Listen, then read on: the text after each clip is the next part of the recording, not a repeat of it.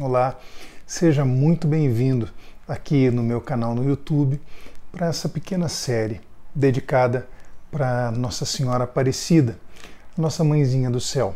Ela nos ensina de fato a confiar em Deus de uma maneira tão plena. Então a gente vai refletir um pouco sobre quais são os principais ensinamentos que a gente pode observar, que a gente pode aprender, que a gente pode viver a partir dos sims que Nossa Senhora deu. Claro, o principal deles, não é? Ser corredentora. Na medida em que ela então assume esta maternidade, ela se assume mãe de todos nós. Então eu quero que você pegue a sua palavra, porque a gente vai refletir com base naquilo que São Lucas hoje nos propõe a esta reflexão. A primeira coisa que a gente vai, a primeira palavra-chave, né, desta reflexão que a gente vai fazer é a palavra confiança.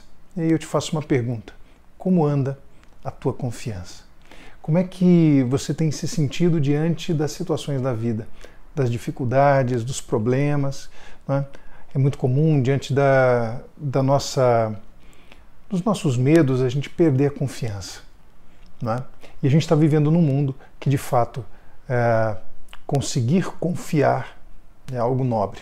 Agora, Deus hoje nos propõe a possibilidade de confiar nele. E a gente vai aprender isso com uma mulher, né, que tão humana quanto nós, mas ela simplesmente se permitiu, né, vivenciar no mais alto grau a determinação do sim, e que a coloca neste patamar tão lindo, né, neste lugar tão sagrado do nosso coração, que é o sim de Maria, que a conduz a esta santidade maravilhosa. Uma mulher tão humana quanto nós, preenchida com o Espírito Santo, que também hoje preenche teu coração. Então pega a tua Bíblia para a gente poder refletir sobre este primeiro cenário, né? E que está lá em Lucas capítulo 1, versículo 26. Vou te dar um tempinho aí para você pegar. Pode pegar Evangelho de São Lucas, no capítulo 1, versículo 26. Vamos lá.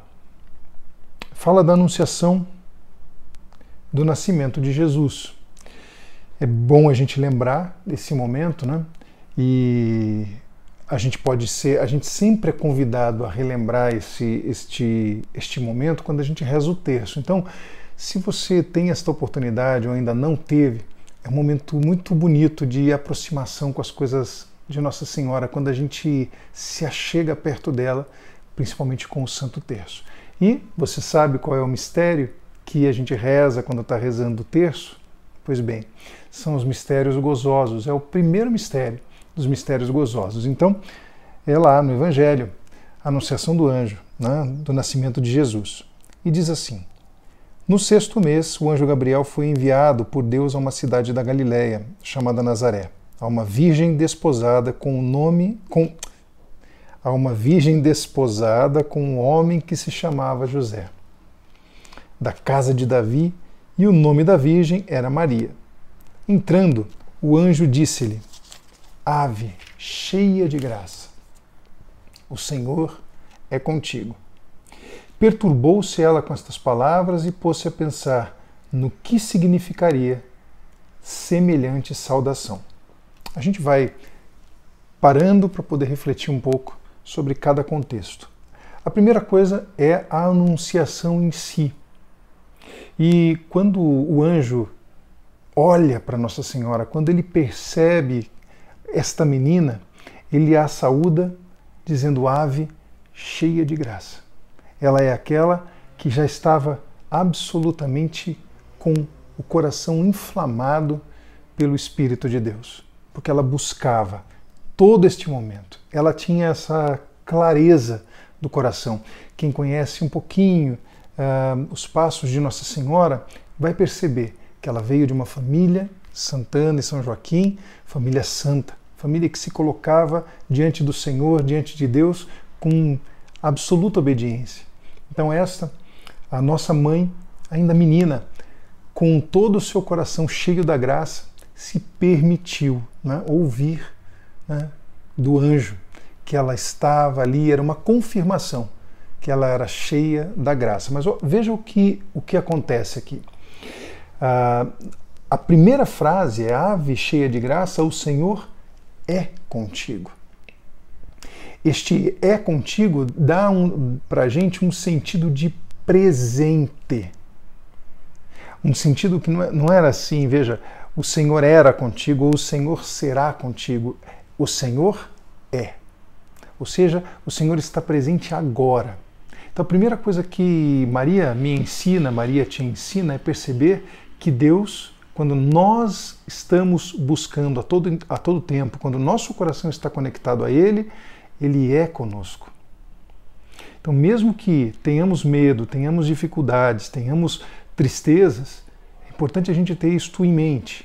Deus é conosco. Deus é esta presença. E Deus é com ela, naquele momento em que o anjo celebra esse coração. Percebam o que aconteceu logo em seguida, no versículo 29. Perturbou-se ela com essas palavras. Este perturbar-se, para mim, ele tem um sentido muito bonito e que revela a humanidade de Maria. E com este perturbar-se, ela me permite que você também se perturbe diante das dificuldades e diante das dúvidas, daquilo que a gente não tem controle absoluto do que vai acontecer. Maria não tinha controle de tudo. Ela não sabia exatamente o que estava acontecendo. Por isso, a palavra em Lucas é muito clara em dizer que, de fato, ela se perturbou. Ela ficou, puxa, o que é isso que está acontecendo? Então, diante de uma situação difícil, nos é possível ter também este sentimento. Se Nossa Senhora, Santa, nossa Santa Mãe, se perturbou diante de uma situação que ela não entendia muito bem, e nós? Como que a gente vive, não? A gente também pode passar por uma situação como essa. Agora, a grande questão a grande chave de leitura é entender o que veio depois. Perturbou-se ela com essas palavras e pôs-se a pensar no que significaria semelhante saudação. A pergunta é, depois da perturbação, o que Maria fez? O que Nossa Senhora fez? Ela se colocou a pensar. Pôs-se a pensar no que significaria semelhante saudação. Ela não estava ainda tendo certeza de tudo, percebam? Ela simplesmente colocou o seu pensamento. Ela usou a sua razão, conectada ao seu coração, mas usou razão. E ativou, começou a pensar o que será que está acontecendo. E aí eu te convido agora a pensar então, a pensar no que você anda pensando. Quais são os pensamentos que ativam a tua mente, que estão te levando hoje a deixar de confiar em Deus? A deixar de confiar na vida, a deixar de confiar naqueles que te amam, a deixar de confiar em que é possível ter uma vida de santidade, a deixar de confiar, não é? Que é possível ter uma vida feliz. E a gente, quando dá espaço aos pensamentos ruins, a gente ativa medos, angústias, tristezas. Então eu quero te convidar agora a pensar no que você está pensando. Muito bem. Então, como nós estamos, uma pergunta que te ajudará a fazer essa reflexão é como você está gastando o seu tempo com os seus pensamentos. Como que você está gastando tempo? Né? Você está gastando com bons pensamentos ou com pensamentos de destruição e de vitimismo? Né? Você pode ir comentando aqui, pode deixar seu comentário, você sabe, né? Aqui no YouTube você pode deixar comentário. Vai ser ótimo receber a tua, enfim, aquilo que você está achando desse momento de reflexão sobre a confiança que Nossa Senhora nos ajuda a ter, porque é isso, Maria nos ensina a confiar. Muito bem. E aí, no verso 30, eu queria que você visse a resposta do anjo. Depois que ela parou para pensar, ela escuta o que o anjo disse. O anjo disse-lhe, não temas, Maria, pois encontraste graça diante de Deus. Aqui, eu queria que você refletisse numa palavra que é muito interessante. Não temas, Maria. Primeiro, o anjo reflete, ele entende que a perturbação de Maria, ela tem na sua humanidade, ela tem o contexto do medo. Então essa perturbação, ela acontece na nossa vida e a gente sente medo. E a primeira questão que o anjo levanta em nome de Deus para Maria, e eu quero que você entenda isso para você, e eu também tomo posse dessa palavra, é: diante do seu medo, diante do meu medo, não temas. Não temas. É isto que o anjo disse para Nossa Senhora. E ela nos ajuda a não temer mais, a ficar confiantes. Agora, por que, veja que bonito, por que o anjo diz não temas? Ele fala, pois encontraste graça diante de Deus. Aí eu te pergunto, quem que encontra algo? Só encontra algo quem está procurando. Ou seja, é uma atividade. Quem fica ali esperando, não está procurando nada. Não tem uma ação ativa de busca, de eu estou indo ao encontro de algo melhor. Então, veja, pensar é importante, sem dúvida, mas é preciso atividade, um pensamento que me leva a sair do meu esquema de vitimismo, sair daqueles pensamentos de destruição, pensamentos de eu não posso, eu não consigo, eu não posso ter uma vida feliz, e eu começo a construir um caminho, pedindo a Deus, Senhor, me ajude a dar esse passo.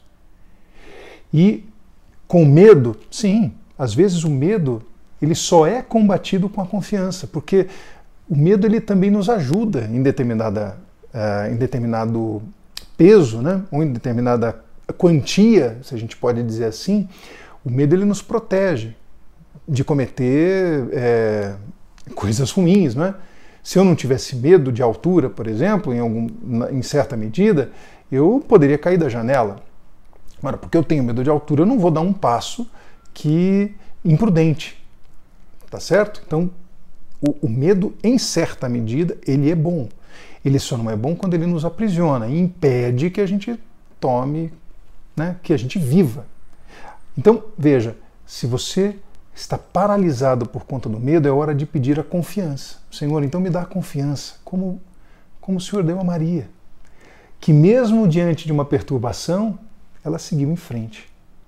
Ela deu o passo, porque ela confiou. Aí é bonito porque na sequência acontece o relato do anjo dizendo o que vai acontecer no versículo 31. Eis que conceberás e darás à luz a um filho e lhe porás o nome de Jesus.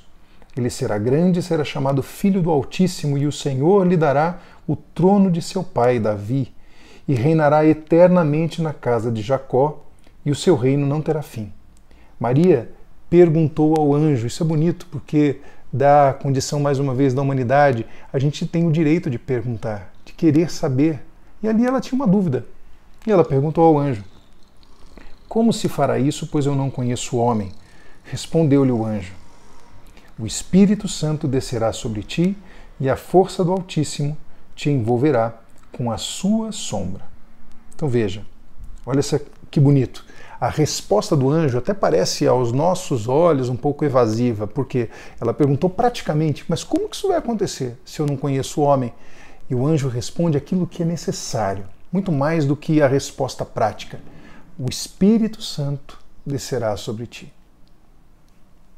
Pronto. Ou seja, a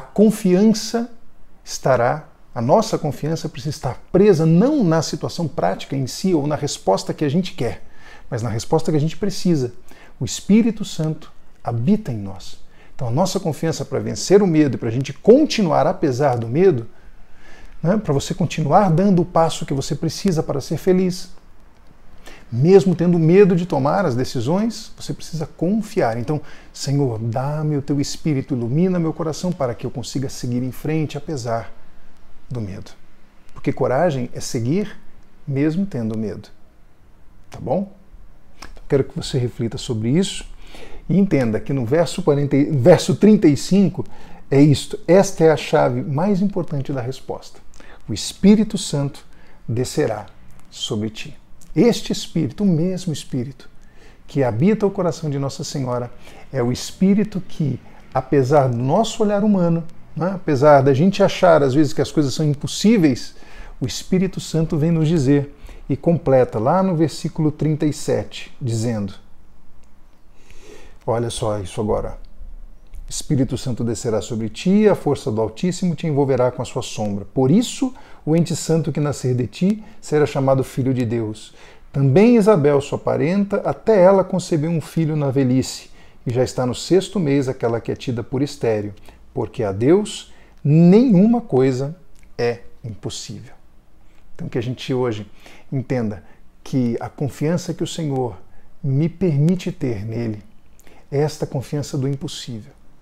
Ele é dono de todas as coisas e habitou no coração de Nossa Senhora, e através dela nós hoje temos a chance de entender e de nos permitir viver esta certeza de que não é impossível para Deus.